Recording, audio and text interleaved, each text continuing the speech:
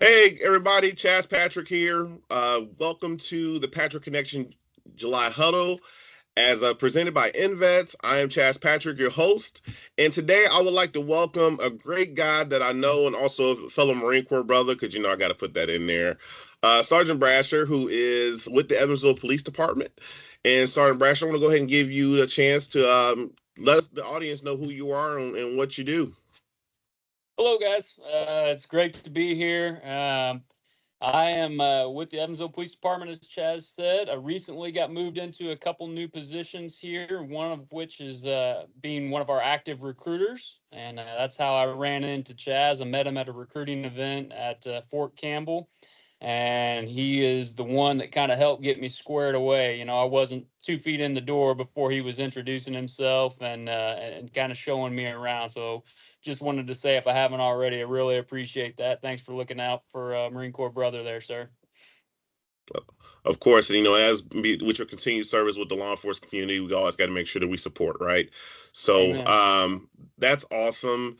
Um, Marines, right? So did some time in the Marine Corps. Tell us about your Marine Corps story. Like, how did that all start? Well, this is the part that I'm actually embarrassed by. I'd always kind of thought about the military a little bit, but didn't actually take action until I lost a job. Was in Indianapolis at that point in time, and kind of had to scramble and went to talk to a Marine Corps recruiter. Loved the uniforms, loved the things that they had to say to me. Of course, not all those were true, but most of them were. I'll give them that.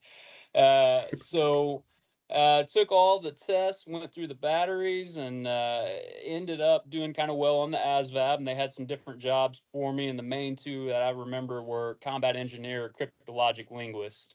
Cryptologic linguist sounded super, super cool. So I signed a contract for that. Went to boot camp, have all those wonderful memories. And then came back and got stationed in beautiful Monterey, California at the Defense Language Institute, where I learned Korean language for 63 weeks. Got married during that time, was able to bring my wife out there. And then shortly after graduating that school, we were stationed in 3rd Radio Battalion, Kaneohe Bay, Hawaii. So I have absolutely zero complaints about my duty stations compared to some of the other things I've heard in the Marine Corps. Uh, did 3 years there, did some tour with the 31st MEU, and then ended back up at the Defense Language Institute as a military language instructor, and kind of finished out my time there. I did a total of just under 10 years in the Marine Corps. Um, we were making some difficult decisions right around that mark. We had 3 kids, and my wife's mother got diagnosed with cancer, and we were kind of trying to make that decision right at that halfway point. Do we stay? Do we go? And once she was diagnosed, we made a decision to come back home to Indiana and try and help with her care. So,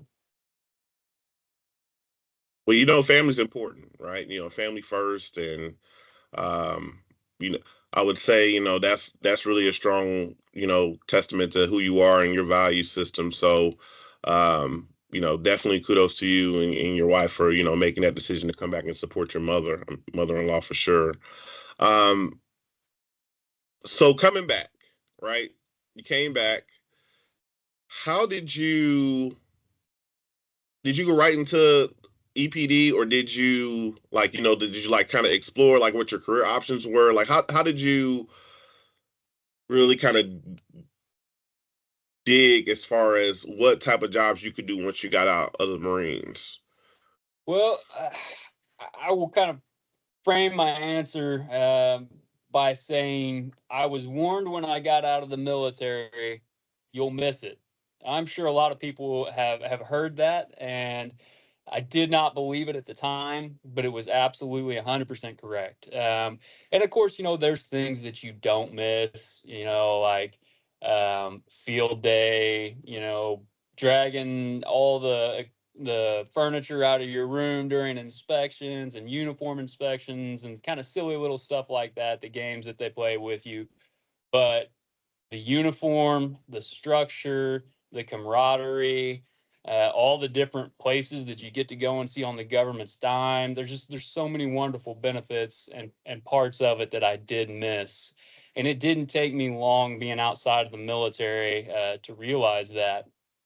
And so I began to look around at some of the other career options that were available to me. And a couple of the things that I had considered before going into the military were the fire department and then law enforcement. Uh, and so no knock on the hose draggers, but I just really I didn't feel like that was going to be a good fit for me at the time. So I started kind of looking at the local law enforcement agencies, and the two big ones that we have in the area here is the Vanderburgh County Sheriff's Department and the Evansville Police Department. And I applied with both of them, and just so happened that Evansville Police Department made me the first job offer, and it was good that they did, because at that point in time, I had gotten my 4-year degree before I went into the military. So then 10 years in the military, I was already almost 35 years old at this point. And Mhm. at that time, 35 was the cutoff age. So I really only had one chance to go through the testing process and get it right. And fortunately, I made it through the selections and the interviews and all those different things, and then wound up on the police department. You've been part of EPD for how long now? So I have now been on for just under 10 years. At this point in time, I have as much time as a police officer as I did a Marine. So Okay. I always tell people, anytime I go to these recruiting events and talk, I've been blessed to have the two greatest jobs, in my opinion, out there. I got the opportunity to serve my nation, and now I get to serve my community, and it's really rewarding. Not that I didn't love being a Marine, but I just feel like as a law enforcement officer, I can see more of a direct impact within the community. It's a microcosm of what being in the military was. So I feel like I get some almost instant feedback when you go out and make a difference in the community. Was still dearly noted and greatly appreciated.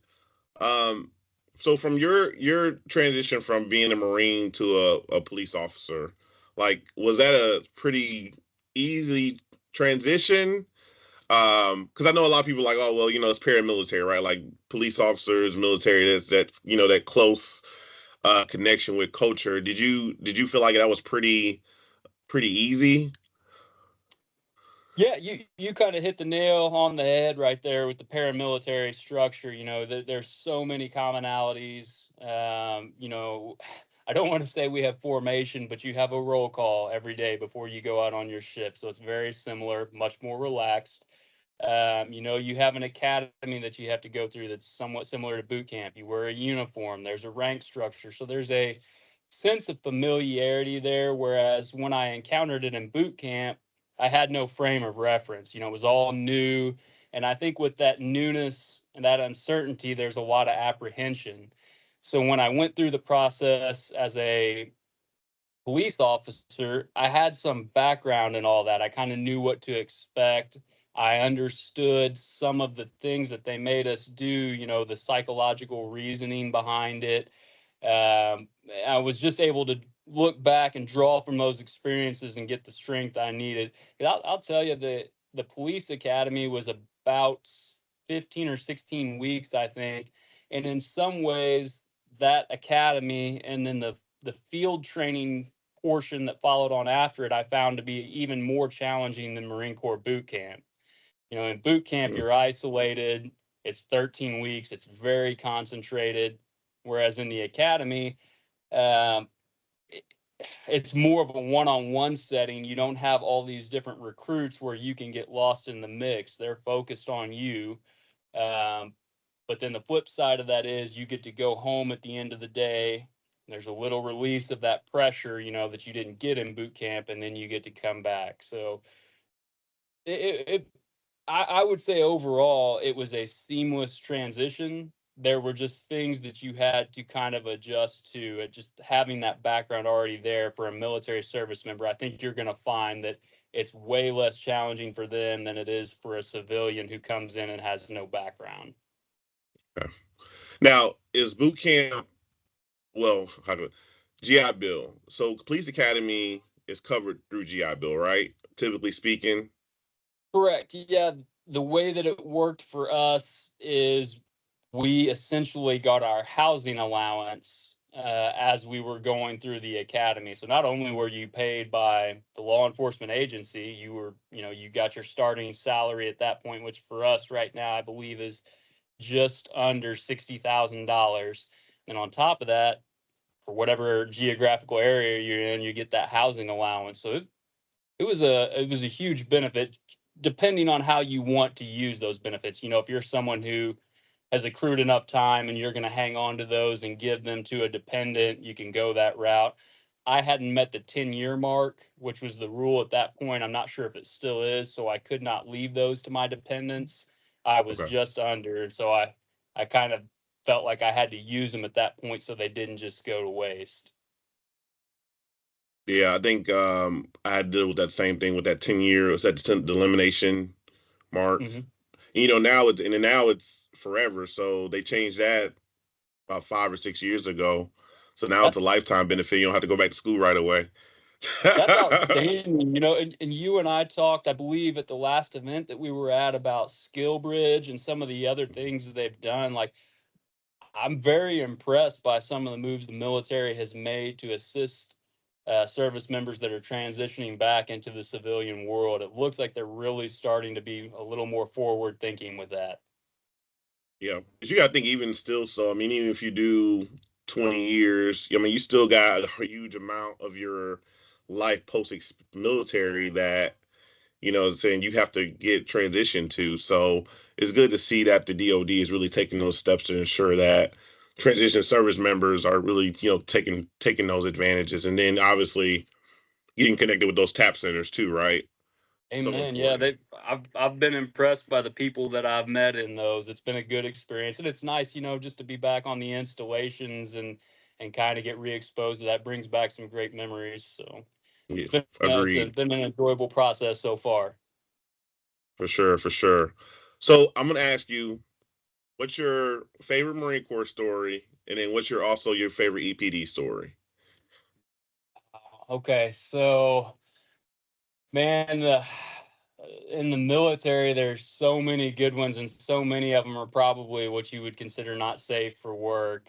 Yes. I tell you, some of the things that I remember the most are just after we went through boot camp and we came back. I'm drawing a blank. My age is catching up to me here, but we went through. Um, if you were infantry, you had the 6 week school of infantry. I believe it was six, or may have even been longer than that. And then everyone else went through a different school, a condensed version of that. It was not MCT, SO. Marine Corps, Marine Combat Training, and then it was SOI. Yes, thank you, sir. Marine combat training.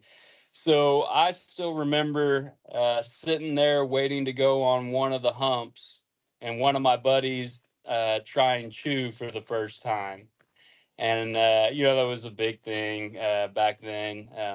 I can't say whether I did or didn't try it because now I'm the performance and wellness coordinator here. But I've never seen a person turn that shade of green. He actually matched his Woodland Marpat uniform, his face. It was his first time trying it, and just sitting around laughing at the stupid things that guys were doing, and I remember sometimes during that particular phase, like just, you'd wash up at the end of the day, you'd crash out in these little huts and just, laughing until we were in tears over the silliest stuff because you're stuck there together, you're suffering together.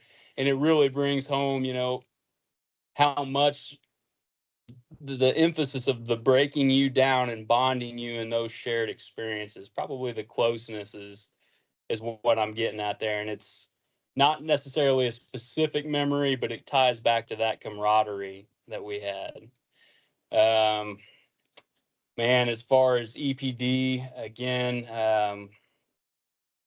I don't know as far as favorite memory, but being a member of the drone unit, I was on hand when we had some of the riots here in town that were associated with I think it was 2020 and the George Floyd incident that happened up in Minneapolis. We had some protests here, um, and just seeing the coordinated response that all the officers were able to put together. We had officers lined up in front of headquarters.